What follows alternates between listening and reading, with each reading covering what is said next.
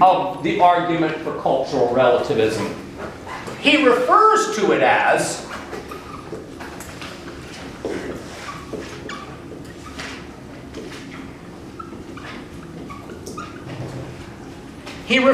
the argument for cultural relativism as the cultural differences argument.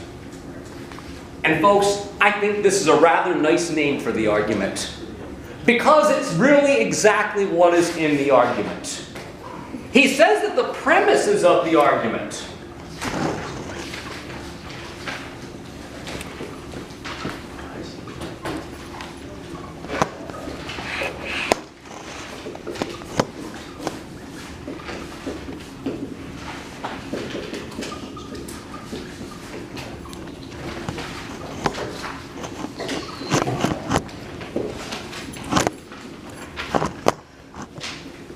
and I'll state this again succinctly.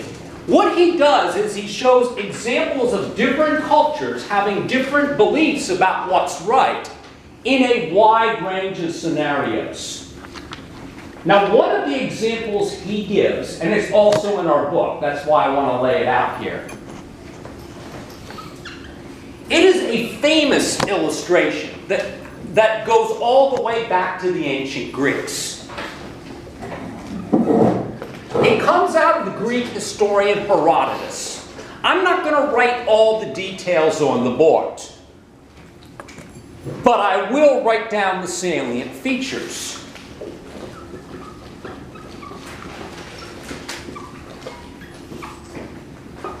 He tells an apocryphal story about the Persian king Darius. Remember, the Persians conquered a whole lot of the known ancient world at that point.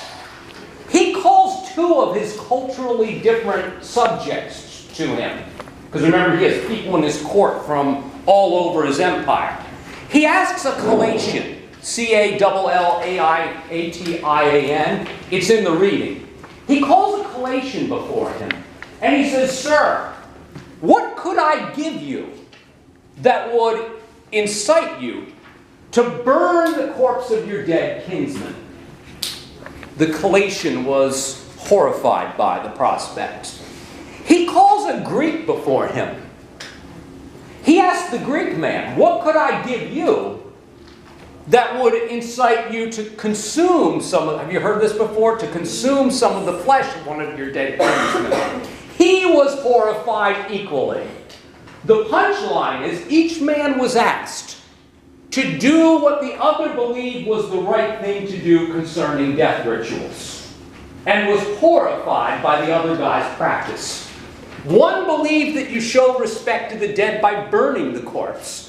Another believed you showed respect by consuming some of the flesh of your dead kinsman. And I imagine all of you think that both of those practices are messed up, whacked, whatever phrase you want to use for it.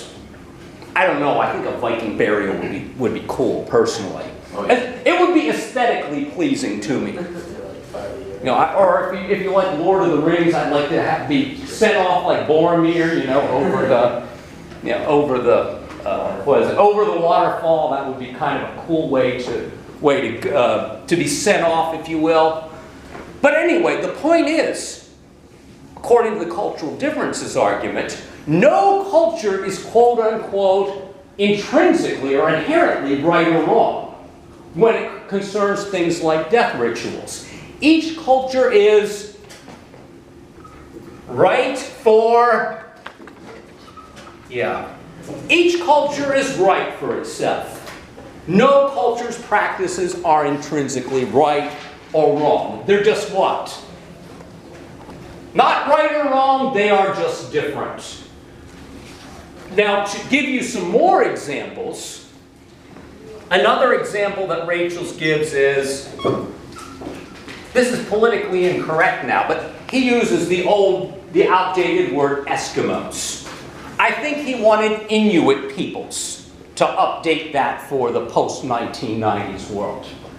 Now, he tells two practices from their culture that seem a little bit off to most Westerners. One of them is how they show hospitality to their visiting male friends. So, you want to lay with my wife for the evening? Yeah, you don't have to imagine it. I don't want it to sound all that graphic. But the idea of my having company in and offering them a spot in my wife's bed would seem, quote unquote, wrong for a culture that prizes, or at least we say we prize, monogamous marriages. It would be wrong for us. However, if you didn't do that, it would be considered weird and therefore wrong in their culture. Now, the other example that he gives from their culture is the fact that they endorse, in some situations, infanticide. If they are in a situation where food is scarce and a family has more handhelds than they can deal with, what you would do is you would leave the infant exposed. That was the phrase for it. It's called death by exposure. You leave the child out to die. Well, guess what? Other ancient cultures did the same things too. And it was considered to be what? Normal, and therefore right. Now, of course, when we hear about these practices, we are horrified. Because some of you, I imagine, are even against what? Abortion. Yeah, even against abortion. You know, even against destroying a child who has not been born yet. Now that is an example that Rachel's would give of extreme cultural differences in beliefs about what is right. Yeah, another culture that believed in such things. Now, according to Rachel's, the cultural differences argument draws the conclusion from differences of belief about what's right and wrong to make what kind of claim about right and wrong? An absolute claim that no culture's ways are truly right or truly wrong. They are just different. Now, to spoon feed a little bit more, Rachel's will argue that there is a logical gap committed by the cultural relativists. Does anyone have any idea of what he means? Socrates and Plato will argue similarly. Marazza. Define gap. Oh, error. Okay. He contends that they have made us a serious logical error. And I'm going to put this on the board here.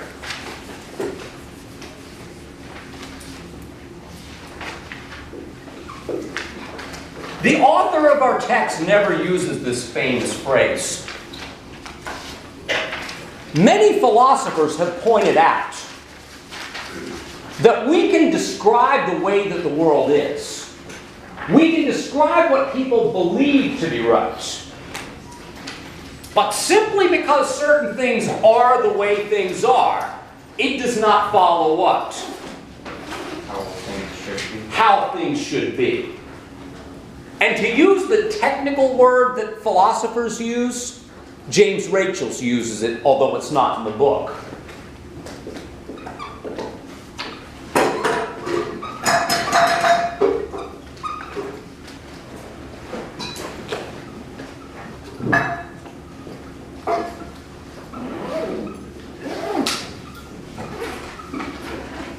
James Rachel's will accuse cultural relativism, a la the cultural differences argument, of committing what he calls a category mistake.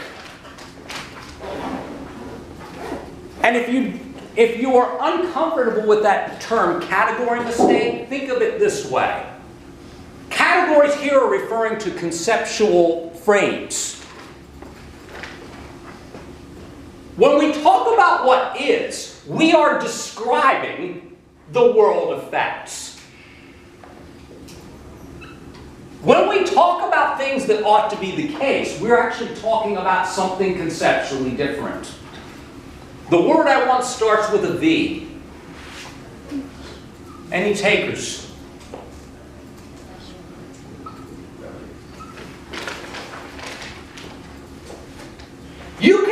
derive values simply from facts.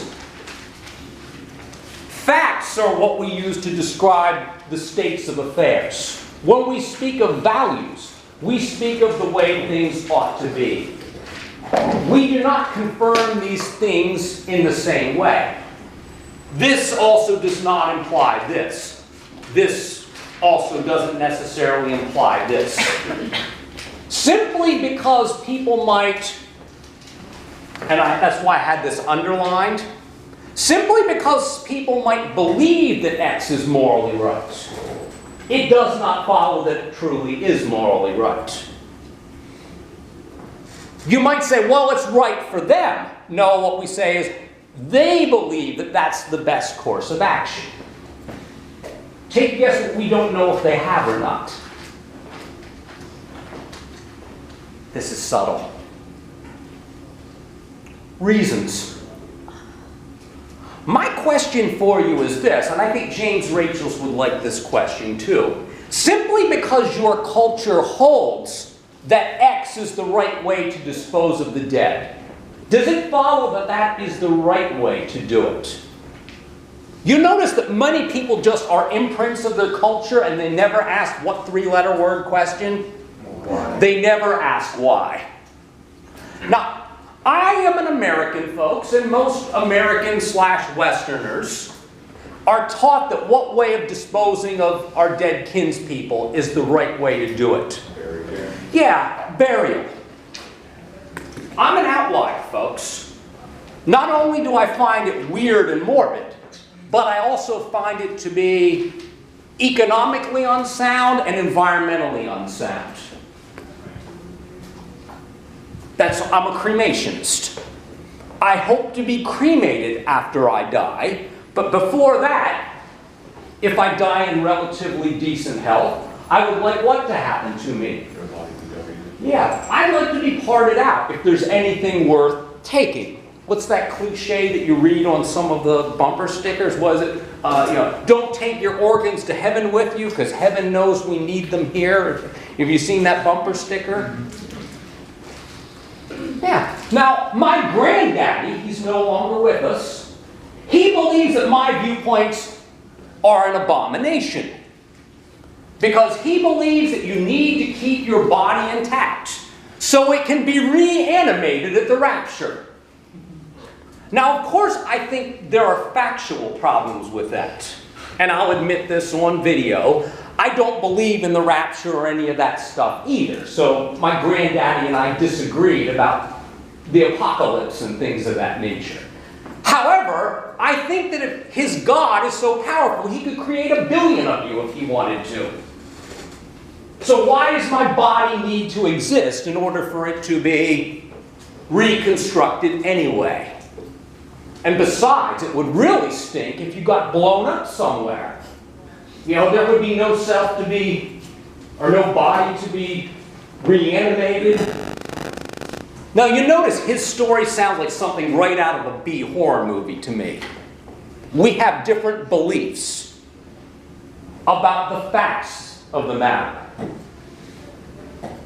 Now, notice if we had if we had more similar beliefs about the facts of the matter, our values might seem to line up a lot more than they do. And I'm cheating a little bit here. Now, I'm spoon feeding. That's not the same thing. James Rachels argues also that on the surface, cultures seem to be radically different from one another in values. But he argues they really are not so different. He says all you need to do is look at the example from Herodotus to see what I'm talking about here. If you look at all of the world's cultures, you will see that almost all peoples have believed that it is right to show respect to whom? To the dead. It is right to show respect to your dead. They have just had different ways of showing it. And thus, our different ways of showing it make it look like our values are very different from one another. when Rachel says our values really are not all that different. The same way that most peoples believe that friendship is a valuable thing. We just sometimes have different ways of expressing ourselves in friendships. Some cultures are huggy-feely cultures.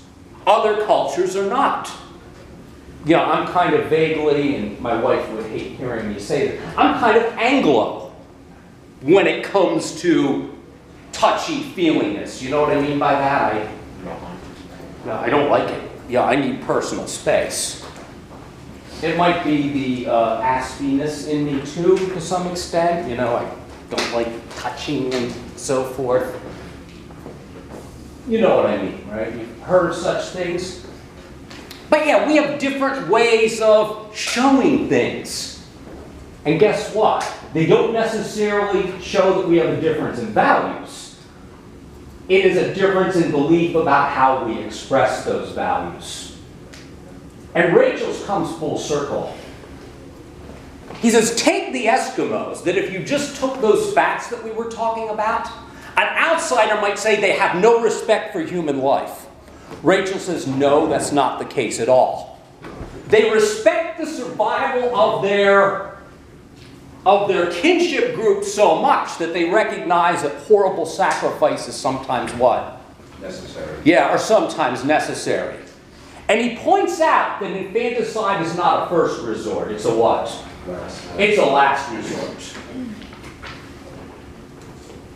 So and that's part of the problem. When outsiders look at another culture, and this is where Rachel says we can learn lessons from talking about cultural relativism, even though the argument, he says, is an unsound argument. He says, here's a lesson we can learn from at least talking about this stuff. People are people.